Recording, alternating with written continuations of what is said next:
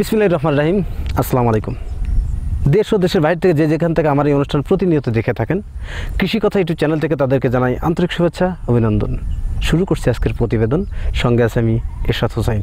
প্রিয় দর্শক, আজ আমি আপনাদেরকে নিয়ে আসছি কামালপুর গ্রামে। এখানে এক ভাই উনি হাঁস পালন করে আসছেন।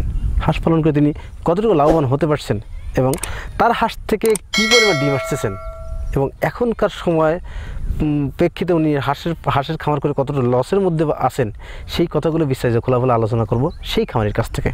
চলুন আর দেরি না করে শুরু করি আজকের প্রতিবেদন।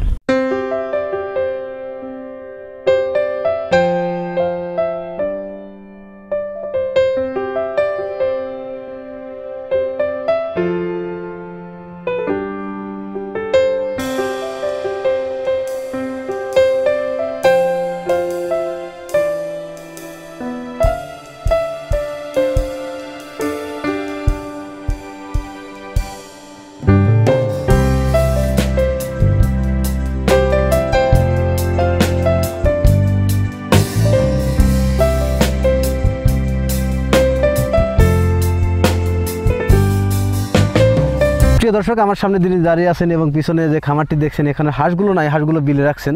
তো এনার এখানে কতগুলো হাঁস আছে, কী জাতের হাঁস আছে এবং এই হাঁস পালন করার অভিজ্ঞতা কতদিনকার, এই আলোকে তার সাথে কিছু কথা বলবো, হাঁস পালনের বিস্তারিত আলোচনা করবো এবং সেই বিষয়গুলো আপনাদের জানানোর চেষ্টা করবো। চলুন শুরু করা যাক। আসসালামু আলাইকুম ভাই। আপনার নাম কি ভাই? আমার নাম নিজাম। আপনার গ্রামের বাড়ি কোথায়? কামালপুর। কামালপুর। খামারটি কার? খামারটি আমার। এখানে খামারটি আপনারই। এখানে কতগুলো হাঁস আছে? 850 হাঁস। 850। কি জাতের হাঁস আছে এখানে? ক্যাম্বেল। ক্যাম্বেল। আপনি একদিনকার বাচ্চা আনছিলেন না বড় হাঁস দিয়ে খামারটি করছেন? ওই একদিনকার বাচ্চা। কোথা থেকে বাচ্চাগুলো সংগ্রহ করছেন? উল্লাপাড়া থেকে আপনি বাচ্চা সংগ্রহ করছেন। কার হ্যাচারিতে বাচ্চা সংগ্রহ করছেন? হাশেম খান, মানে খান হ্যাচারি থেকে আর কি। উল্লাপাড়া ভোদগাছা খান হ্যাচারি থেকে বাচ্চাগুলো সংগ্রহ করছেন, খাকি ক্যাম্বেল বাচ্চা সংগ্রহ করছেন। এখন আপনার হাঁসের বয়স কত? বয়স 1 বছর। 1 বছর মাস দিয়েছে। 1 মাসের মানে 14 মাসের মতো বয়স আর কি। আপনি হাঁস পালন করার অভিজ্ঞতা কতদিনকার? এই 14 মাসে আর কি। 14 মাস। আপনি নতুন খামারি? নতুন খামারি। মানে 1 বছর 14 মাস আপনি হাঁস পালন করেন। এই আপনি এটি নতুন শেড না তার আগে শেডটা ছিল? আর না, এটাই নতুন। এই হাঁস ডিমের উপযুক্ত করতে কি পরিমাণ খরচ আছে আপনার একদিন থেকে? পরে 2.5 লাখের মতো। 2.5 লাখ টাকার মতো খরচ গেছে। মানে 1000 হাঁস পালন করতে প্রায় 2.5 লাখ টাকার মতো খরচ চায় আর কি। আপনি তো বলে বিলে রাখতেন হাঁসগুলো। কদিন আপনি বাড়িতে রাখছিলেন হাঁসগুলো? 17 দিন। 17 দিন। এই প্রথম দিন যখন হাঁসটা নিয়ে আসলেন হ্যাচারি থেকে, হ্যাঁ, তখন এই হাঁসের কি খাওয়াইছেন আপনি প্রথম দিন? প্রথম দিন থেকে খাওয়াইছিলাম চিড়ি। চিড়ি আর চিড়ি কিভাবে খাওয়াইছেন আপনি? চিড়ি ভিজাইয়া সেটা সেটা। কয়দিন দিয়েছেন এটা? এটা দিয়েছিলাম 2 দিন না 3 দিন। 3 দিন দিয়েছেন। তারপর আপনি কি দিয়েছিলেন? তারপরে ফিট। কোন সাইজের ফিট দিয়েছিলেন আপনি? ছোট ফিট। ছোট ফিট, মানে 0 সাইজের ফিট আর কি। তারপর এই যে 0 সাইজের ফিটটা কয়দিন চালাইছেন আপনি? এটা 2 বস্তা চালাইছিলাম। আপনি ওটা লাগে 2 বস্তা খাইছিলাম। কয়েকদিন 3 দিন না 4 দিন ছিল। তারপর আপনি কি খাইছেন? তারপর বড় ফিট। তারপর বড়টা। তারপরে এই ফিটগুলো আপনি কতদিন চালাইছেন? এই ফিট মোটামুটি লাগে 11 বস্তা ফিট খাইছিলাম। যাই হোক, আপনি কিসের ভরসাতে আপনি হাঁসের খামারে আসলেন? ওদের তো আরও অনেক খামার ছিল, যেমন গরুর খামার ছিল। মেলা ঠাড়িয়ে ছিলাম তখন আমার টাকা পয়সা ছিল না। আমার বোনের কাছে বললাম যে এই ব্যাপার কিছু করতে খাওয়া লাগবে যে বলে। তখন আমার বোনে বলে যে ঠিক আছে, তাহলে লাগিয়া হাঁসের একটা খামার দিয়ে দিই, আপনি পালন করেন। আপনার বোন টাকা পয়সা আমার এই লেগে লালন পালন করি, যা ডিমের ভাগ হয় এটা 50-50 ভাগ করে নিই।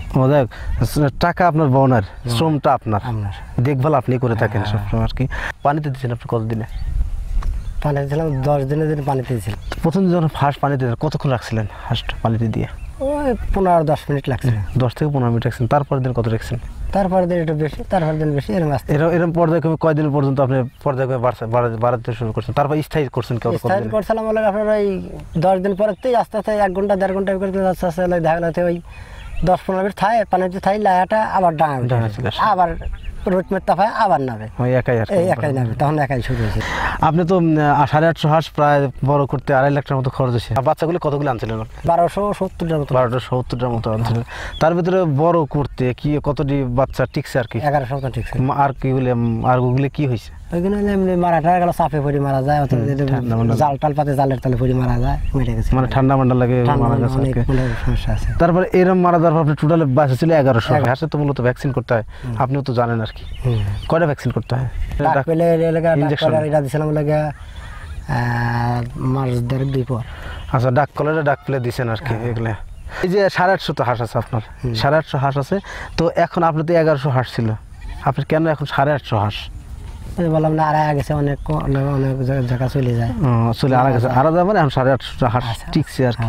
হাঁসের মতো রোগ হয়, রোগ সম্পর্কে আমার কতটুকু অভিজ্ঞতা আছে আপনার, কিছু বলবেন রোগ সম্পর্কে, কি কি রোগ হয়? রোগ হয় লাগা জ্বালানো, আমরা লাগা গালে গাও হয়, আবার লাগা ন্যাংরা বিরাম হয়, আবার এমনি ধরেন যে ভিটামিন খাওয়া যেন অসুস্থ হয়ে যায় ডিম পারতে পারতে। বুঝতে পারছি।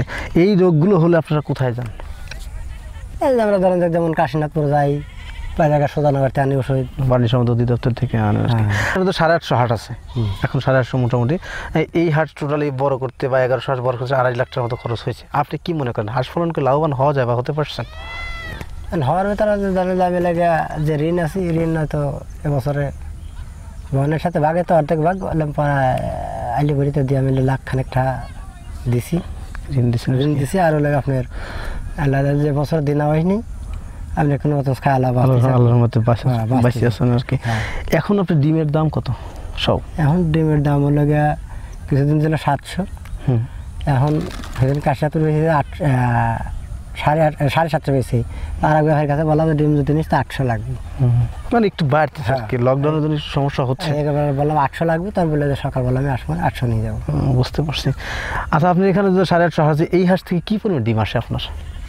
ডিম এখন আসতেছে লাগে 400, 450, 500। এত কম কেন? এখন তো খাবার তার নাই, এই ধান দিয়ে তার ডিম আসে না। আচ্ছা, এই হাঁসটা শুধু বাঁচাইয়ে রাখা। আপনারা হাঁস যে বিলে রাখেন, বিলে হাঁস কি খায়? শামুক খায়। শামুক খায়। এখন তো বিলে পানি নেই, শামুক কোথা থেকে পায় এগুলা? এই যে নদীতে আছে কিছু পানি আছে, সেচ জায়গা। এই যে আপনাদের বৃষ্টি হচ্ছে, এখন বৃষ্টি থেকে আপনাদের কোনো লাভ হবে? শামুক তাজা উঠবে, আপনার ধান মান কাটলে পর খাবে, এই দিয়ে হচ্ছে উপকার আর কি। মানে বর্ষার মৌসুমে আপনাদের লাভ হবে। এখন আপনার এই হাঁসের প্রতিদিন কি পরিমাণ ধান লাগতেছে? আমার 3 মণ, 3.5 মণ ধান লাগে। প্রতিদিন 3 মণ যদি ধান লাগে, 3.5 মণ, কত টাকার ধান খাওয়াচ্ছেন প্রতিদিন? এখন ধানের বাজারে কিনে 1000, কোনো কোনো 1000 বেশি, আর 1000 কম, এইভাবে। মানে 3500 টাকা, 3000, 3500 ধান খাওয়ান আর কি প্রতিদিন। 3500 ধান খাওয়ালে কি পরিমাণ টাকার ডিম বিক্রিছেন এখন? বেচতেছে 3000, 3500 বেচতেছি। এই যে যা কি বিক্রি হয় তাই খাওয়াচ্ছেন। এখন তো মোটামুটি লস। লাভ হবে কখন আপনাদের? এই লাভ হবে এই ধান কাটার পরে। ধান কেন? ধান কাটার পরে? ধান কাটার পর খাবার থাকে, ধান কম দেবো, ডিম দেবে বেশি, ডিম বেশি দিয়ে অন্য খাবার বাইরেতে খাবে, যে খাবারটা আপনাদের কিনে দিতে হবে না আর কি, কম লাগবে।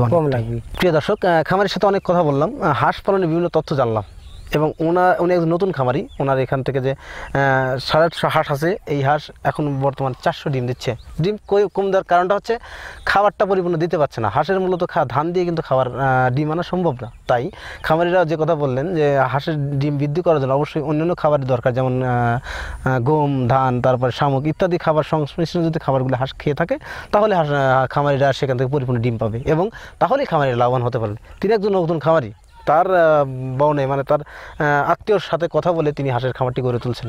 এখানে 850 হাঁস আছে, ক্যাম্বেল হাঁস দিয়ে তিনি খামারটি গড়ে তুলছেন। তো খামারটি খুব সুন্দর অবস্থা আছে। তো মোটামুটি এখানে হাঁস কিন্তু নেই, আমি আবার বলছি এখানে হাঁস নেই, হাঁসগুলো উনি বিলে রাখছে না। আমি খামারের সাথে কথা বলে বুঝলাম যে হাঁস পালন করার লাভবান হওয়া যায়, এবং সঠিক পরীক্ষা, সঠিক পরিচর্যা এবং সঠিক পদক্ষেপ যদি গ্রহণ করেন তাহলে লাভবান হতে পারবেন। তো প্রিয় দর্শক, আজ পর্যন্ত দেখা হয় পরবর্তী ভিডিওতে। ভালো থাকেন, সুস্থ থাকেন, আল্লাহ হাফেজ।